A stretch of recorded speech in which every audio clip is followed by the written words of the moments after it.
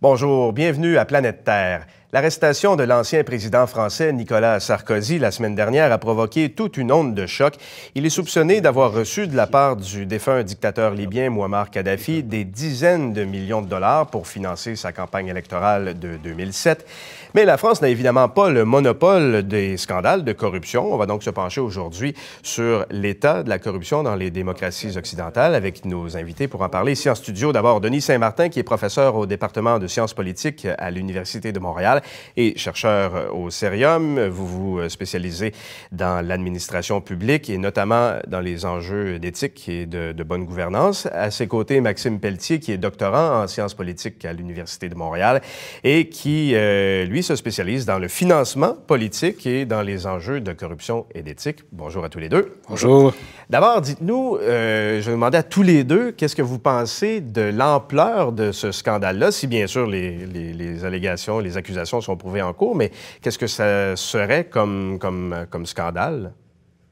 Je dirais que c'est étonnant, justement, de par l'ampleur des faits dont on parle. On parle ici d'un financement qui aurait été versé directement au ministre de l'Intérieur français à l'époque, un financement illégal duquel Nicolas Sarkozy lui-même aurait été au courant.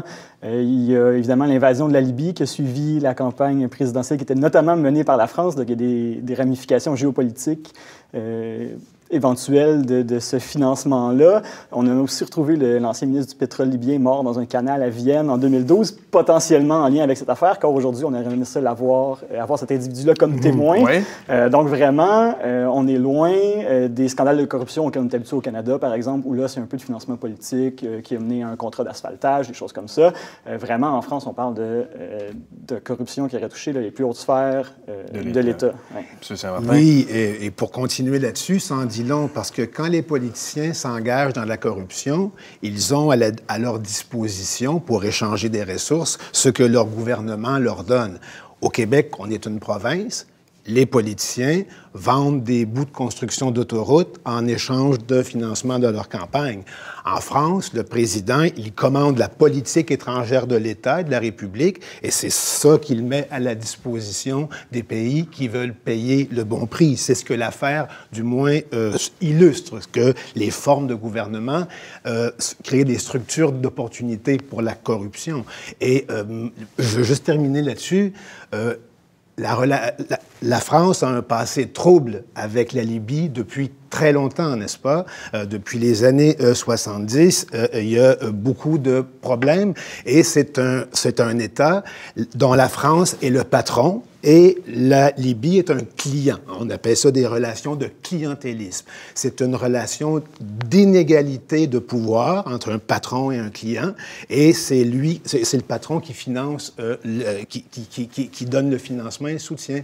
Et ça, la recherche nous montre que ces formes de relations néocoloniales sont un terreau fertile à la corruption. Parce que le colonialisme au 17e, 18e siècle, on sait bien qu'en Europe et partout, en Amérique latine, en Afrique, en Asie, ça a donné lieu à de la corruption systématique. Alors, on aura l'occasion d'y revenir.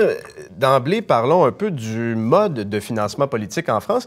Qu'est-ce que ce scandale-là nous dit sur la façon dont fonctionne le financement politique en France? Lorsqu'on parle de financement politique, il faut toujours penser à deux choses. Il y a la façon officielle dont le financement politique devrait marcher ou fonctionne en théorie selon la loi, et la façon dont le financement politique fonctionne en pratique. En France, il y a des règles de financement politique qui sont relativement sévères par rapport à la moyenne occidentale. Par exemple, les entreprises n'ont plus le droit de financer les campagnes électorales depuis de nombreuses années. Comme ici. Comme au Canada et dans certaines provinces canadiennes, mais pas dans toutes les provinces canadiennes. Mais encore faut-il appliquer ces règles-là. Et donc, la France, comme les autres juridictions dans le monde occidental, ont un gros problème d'application des règles de financement politique. Donc, la limite de dépenses admissibles à la campagne électorale de Nicolas Sarkozy était autour de 16 millions d'euros. Et on parle d'un pot de vin pouvant aller jusqu'à 50 millions d'euros. Donc, le pot de vin... 75 millions de dollars. Environ. Oui. Donc, le seul pot de vin de la Libye aurait permis s'il s'avère à la campagne de l'UMP de dépasser d'environ 2,5 fois la limite permise selon la loi en France. Donc, la question qu'il faut se poser, ce n'est pas tant quelles sont les lois en place en France, mais comment peut-on s'assurer de faire appliquer ces lois-là? Et c'est la même question Oui, c'est la question de la mise en force. Ah, alors, par exemple, est-ce que c'est possible de financer une campagne électorale quand on n'est pas un ressortissant français en France? Non. Techniquement, non. Est-ce que... quelle est la limite par personne? Parce qu'elle est plus élevée qu'ici, notamment en France. Elle est plus élevée. Elle se situe à quelques milliers d'euros par personne, ce qui était la limite au Canada au niveau fédéral il y a de cela 7-8 ans. Donc, ce n'est pas une si grande différence que ça par rapport à nous. Cependant, si on regarde le Québec, on est maintenant rendu à 100 $ par individu par année dans les années non électorales. Donc là, au Québec, on est rendu à un montant maximal vraiment très bas. Mais en France, on parle de dons quand même un peu plus substantiels qui sont permis par la loi. Est-ce qu'il y a d'autres différences? On a des campagnes électorales qui coûtent de plus en plus cher et des lois qui diminuent de plus en plus le financement aux partis. Donc, vous avez là une parfaite tempête pour qu'il y ait des scandales toujours, parce que, comme Maxime le disait, les gouvernements de la plupart des pays de l'OCDE et d'autres ont resserré très fortement leurs lois sur le financement électoral, leurs lois pour lutter contre la corruption. Ils ont créé des UPAC, ils ont créé des offices anticorruption qui sont après M. Sarkozy en France depuis les 15-20 dernières années. Donc, tout un arsenal d'institutions et de lois pour combattre la corruption, pour diminuer le pouvoir de l'argent sur la politique. Et ça, c'est ce qu'on voit en ce moment. C'est que ces lois-là, elles ne marchent pas la plupart du temps parce qu'elles ne sont pas tout à fait mises en force et que c'est un problème de les mettre en force. Regardez aujourd'hui, là, la vice-première ministre du Québec, Mme Normando, ils sont devant les tribunaux pour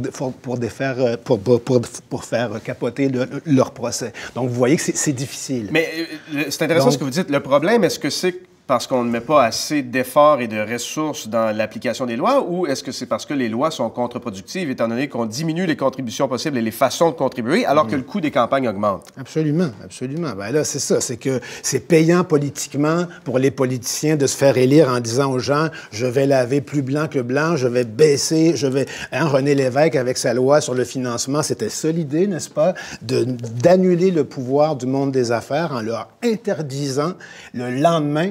Des ingénieurs avaient trouvé, le lendemain de l'adoption de la loi, ils avaient trouvé la façon de la contourner. C'est ce que la commission Charbonneau a révélé. Donc, voilà. Et si on regarde les scandales de corruption qu'on voit en Europe ou en France précisément, et ceux qu'on a connus ici, bon, scandale des commandites, scandale dans l'industrie de la construction, qu'est-ce qui distingue de la corruption que nous, on connaît ici de celle qui se pratique ailleurs? Puis on peut aussi aller aux États-Unis, par exemple. Je ne sais pas qui veut répondre après. Oui, comme Denis mentionnait tout à l'heure, il y a un grand lien entre les institutions politiques d'un pays ou d'une province et le type de corruption qu'on va retrouver. Donc, on parlait de la France, le pouvoir présidentiel, on retrouve des pots de vin au plus haut niveau qui permettent à M. Gaddafi de se faire recevoir par le président, etc. Et au niveau avec une tente dans la cour de l'Élysée. Et au niveau municipal, à Montréal, avec M. Applebaum, on a des ventes de terrain.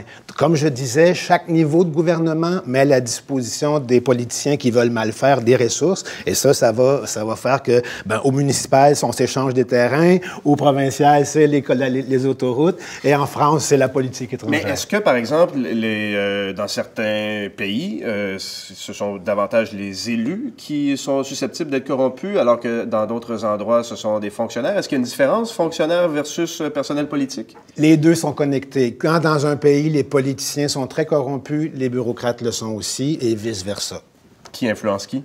Les deux, c'est interactif. C'est interactif. Parce que les bureaucrates sont nommés par les politiciens, mais ils sont nommés dans des positions qui ne sont pas payantes, pour lesquelles il n'y a aucune protection sociale, comme en Inde, par exemple, où il faut toujours donner un petit quelque chose, un bakshish, justement, aux bureaucrates. Mais ça, est-ce que c'est pas un type de corruption qui est plus propre aux pays en développement? Parce que c'est un phénomène très connu en Afrique, par exemple, les pots de vin au quotidien, aux policiers au coin de la rue, des choses comme ça. Est-ce que c'est plus l'apanage des pays en développement? Oui, on n'observe plus beaucoup de cette corruption de premier niveau, si on peut dire, les fonctionnaires de première ligne.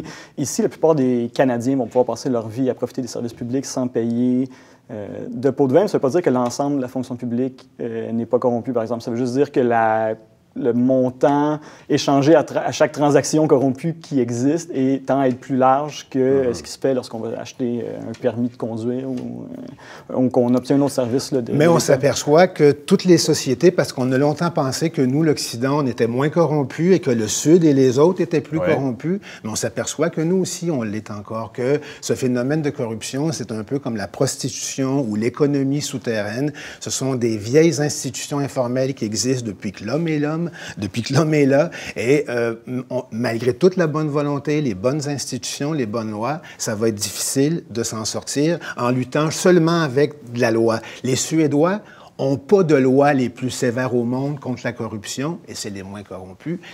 L'éducation, monsieur, l'éducation, quand chaque citoyen reconnaît que la corruption, c'est que ton école est moins bonne, que tes hôpitaux pour tes vieux parents sont moins bons, et quand chaque citoyen est conscient de ça, bien là, on voit que la corruption, c'est un affront à l'égalité de tous les citoyens. Puis quand on est socialisé comme ça, bien, on prend ça au sérieux. Alors, est-ce que la corruption augmente? Parce qu'on en voit beaucoup des scandales dernièrement. On pourrait avoir l'impression qu'elle augmente. Est-ce que c'est le cas? C'est très difficile de quantifier la corruption. Ça, c'est la première chose qu'il faut mentionner. Il y a des gens qui tentent de quantifier la corruption, mais souvent, on parle d'indices de perception de la corruption plutôt que de mesures quantitatives réellement du niveau de corruption. Donc, comme c'est impossible de quantifier adéquatement la corruption, c'est difficile de dire si elle augmente ou pas. Je vous donne un exemple. En France, en ce moment, ce qui se passe autour de l'ex-président Sarkozy, les gens, là, on en parle beaucoup dans les médias, on en parle même ici à Montréal. Là, les gens disent, mon Dieu, en France, on est vraiment corrompu, regardez ça. Et là, on pourrait dire, ben non, vous avez des institutions vigoureuses qui sont capables de détecter la corruption et de la corriger. Donc, est-ce qu'on en a plus, on en a moins? Oui. Est-ce que le niveau zéro existe? Vous parlez de la Suède, il y en a très peu, mais il y en a quand même. Il y en a beaucoup moins qu'ailleurs, selon les indices de perception, qui sont ce qu'ils sont. De la perception, c'est de la perception, c'est très subjectif. Mais généralement, une autre mesure qui est plus solide, c'est celle de l'égalité. Les sociétés qui ont les plus grands écarts de revenus entre les citoyens sont les plus corrompus du monde. Plus les inégalités sont grandes, puis avec les inégalités vient la guerre civile, les conflits, puis tout ce qu'on connaît. Puis ça engendre la corruption, comme en Afghanistan, par exemple. Alors, donc, les sociétés plus égalitaires, comme les pays scandinaves, c'est pour ça qu'ils en ont moins. Mais si on prend un exemple tout près de nous, les États-Unis, un pays qu'on dit très inégalitaire, les écarts entre les riches et les pauvres sont grands. Est-ce qu'il y a beaucoup de corruption? Regardez la corruption absolue en ce moment. Vous avez un président qui occupe la Maison-Blanche, dont il a refusé de déclarer sa richesse. C'est la première fois que ça arrive dans l'histoire moderne des États-Unis. Donc, on a de la corruption. Cela dit. Oh, monsieur, on a en ce moment ouvert la porte à tout avec le népotisme et tout. Les intérêts privés de Trump Inc.